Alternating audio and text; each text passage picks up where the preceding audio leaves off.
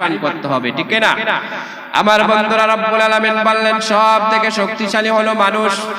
ফেরেশতারা বলল, রব্বুল আলামিন এই মানুষ থেকে আরেক চোখে শক্তিশালী আছে নাকি? রব্বুল আলামিন বললেন নাম আছে। ফেরেশতারা জিজ্ঞাসা করলো সেটা আবার কি? রব্বে কারীম বললেন কুল্লু নাফসিন যায়িকাতুল মাউত। রব্বুল আলামিন বললেন সেটা হলো মৃত্যু। পৃথিবীর মধ্যে এমন কোন মানুষ নাই যে মৃত্যুবরণ করতে হবে না, প্রতিটা মানুষের মৃত্যুবরণ করতে হবে। সব মানুষের মৃত্যু নিশ্চিত। কোন পৃথিবীর মধ্যে ভবিষ্যতে আপনার অনেক কিছু অনিশ্চিত থাকতে পারে, কিন্তু আপনার জন্য মৃত্যুটা নিশ্চিত। কথা বলেন ঠিক কিনা? আমার বন্ধুরা, এজন্য মৃত্যু মানুষের মরতেই হবে। আল্লাহ যখন বলবে আল কারিয়া, সঙ্গে সঙ্গে পৃথিবীর মানুষগুলো ইন্তেকাল করবে। এবার বুখারীর বর্ণনায় নবীজি বলেন আখবিরনি মাইয়াবকা ক্বালা ইয়া মালাকুল মাউত। রব্বুল আলামিন বলবে রে মালাকুল মাউত, এই যে কিয়ামত প্রতিষ্ঠিত হওয়া শুরু করলো, এই কিয়ামতের মধ্যে কে কে ইন্তেকাল করেছে বল। মালাকুল মাউত বলবে রব্বুল আলামিন এই যে আল কারিয়া বলা হলো, সঙ্গে সঙ্গে পৃথিবীর মধ্যে যত মানব সমাজ ছিল সবগুলো মানুষ ইন্তেকাল করেছে। শুধু তাই নয়, মানুষরাই মরেছে, বিষয়টা এমন নয়। মানুষের পাশাপাশি জীব জন্তু পশু পাখি যা কিছু ছিল সব কিছু মারা গেছে। এবার আল্লাহ আবার বলবে আখবিরনি মাইয়াবকা ক্বালা ইয়া মালাকুল মাউত, ও মালাকুল মাউত আর কে কে বেঁচে আছে? মালাকুল মাউত বলবে আল্লাহ জিন জাতিরা বেঁচে আছে। আল্লাহ রাব্বুল আলামিন বলবে জিন জাতিদেরকে মেরে ফেল। মানব সমাজ শেষ, জিন জাতি শেষ। এবার আল্লাহ আবার বলবে আর কে বেঁচে আছে? ফেরেশতারা বলবে রব্বুল আলামিন এবার আপনার আকাশের ফেরেশতাগুলো বেঁচে আছে। আল্লাহ রাব্বুল আলামিন বলবে আকাশের ফেরেশতাগুলোকে পর্যন্ত মেরে ফেল। আবার বুখারীর বর্ণনায় সহিহ বর্ণনায় এসেছে আখবিরনি মাইয়াবকা ক্বালা ইয়া মালাকুল মাউত, ও মালাকুল মাউত আর কে কে বেঁচে আছে বল। মালাকুল মাউত বলবে রব্বুল আলামিন পৃথিবীর মধ্যে একটা মানুষ বেঁচে নাই, একটা জিন বেঁচে নাই, একটা ফেরেশতা বেঁচে নাই। আপনার বিশিষ্ট চারজন ফেরেশতা বেঁচে আছে। কয়জন? চারজন ফেরেশতা। এক নম্বরে জিবরাইল, দুই নম্বরে মিকাইল, তিন নম্বরে ইসরাফিল, চতুর্থ নম্বরে আমি মালাকুল মাউত। রব্বুল আলামিন বলবে রে মালাকুল মাউত, আল্লাহ তাআলা বলবে রে মালাকুল মাউত তুমি ছাড়া বাকি তিনজনকে মেরে ফেলো। মালাকুল মাউত রব্বুল আলামিনের অর্ডার পেয়ে হুকুম পেয়ে সঙ্গে সঙ্গে বাকি তিনজনকে মেরে ফেলবে। এবার রব্বুল আলামিন বলবে আখবিরনি মাইয়াবকা ক্বালা ইয়া মালাকুল মাউত, রে মালাকুল মাউত আর কে বেঁচে আছে বল, আর কে বেঁচে আছে বল।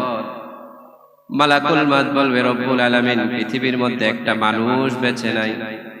মালাকুল মাউত বলবে রব্বুল আলামিন পৃথিবীর মধ্যে একটা জিন বেঁচে নাই, একটা পশু পাখি বেঁচে নাই। আপনার রহমতের হাজার হাজার ফেরেশতা, একটা ফেরেশতা বেঁচে নাই। মাত্র আপনি আল্লাহ আর আমি মালাকুল মাউত মৃত্যুর ফেরেশতা বেঁচে আছি। এবার রব্বুল আলামিন কুরআনুল কারীম থেকে শ্রেষ্ঠ আয়াতটা তেলাওয়াত করবেন। আল্লাহ বলবেন আল্লাহু লা ইলাহা ইল্লা হুয়াল হাইয়ুল কাইয়্যুম। রব্বুল আলামিন বলবেন যে মালাকুল মাউত আমি না শাশ্বত চিরঞ্জীব চিরস্থায়ী, আর তো কেউ নয়। রে মালাকুল মাউত তুইও মরে যা, মর মর মরে যা, মর মরে যা। মালাকুল মাউত যখন এই কথাটা শুনবে সঙ্গে সঙ্গে মালাকুল মাউত একটা চিৎকার দিয়ে বলবে রব্বে কারীম, হায় হায় হায় হায় কি শোনাইলেন, কি শোনাইলেন।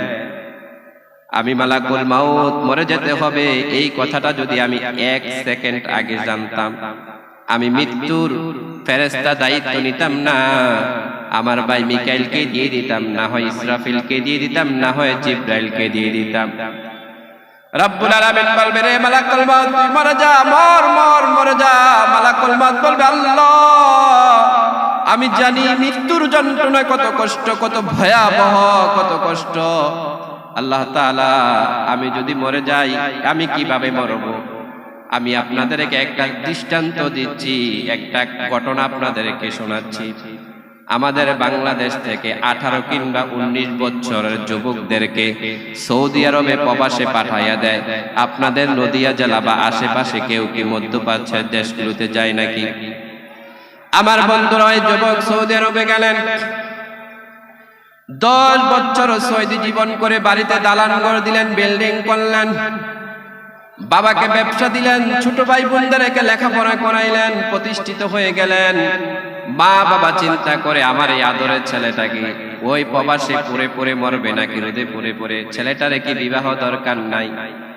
মা ছেলেটার কাছে মোবাইল ফোনে জিজ্ঞাসা করে, বাবা তোমার 18 বছর হয়েছে, আজকে 10 বছর তুমি বাড়ির মধ্যে নাই, তুমি কি বিবাহ করবা না?